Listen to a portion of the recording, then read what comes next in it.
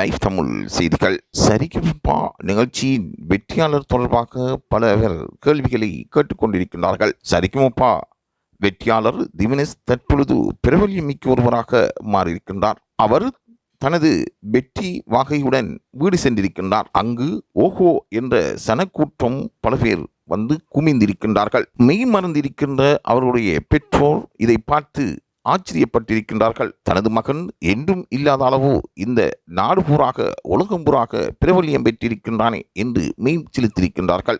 அவருக்கு கிடைத்த பரிசில்களும் ஏராளமாக குமிந்து கொண்டிருக்கின்றது.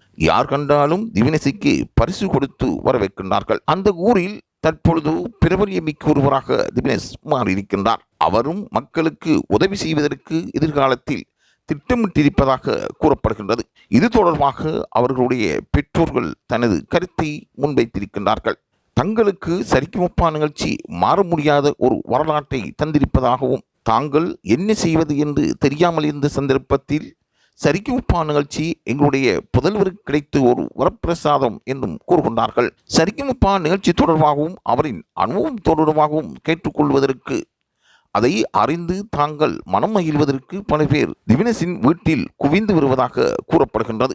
அயலவர்கள் என்றும் உறவினர்கள் என்றும் அவருடைய நண்பர்கள் என்றும் பாடசாலை உறவுகள் என்றும் பல பேர் குவிவதாக கூறப்படுகின்றது.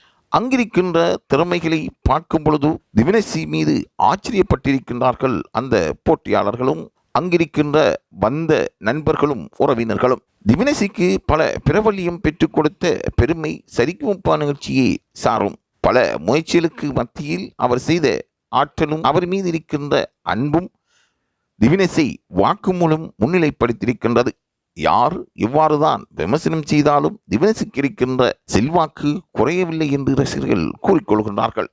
ஆகவே தொடர்ந்தும் அவர்களின் நகர்வுகள் தொடர்பாக லைவ் தமிழ் செய்தியுடன் இணைந்திருங்கள்.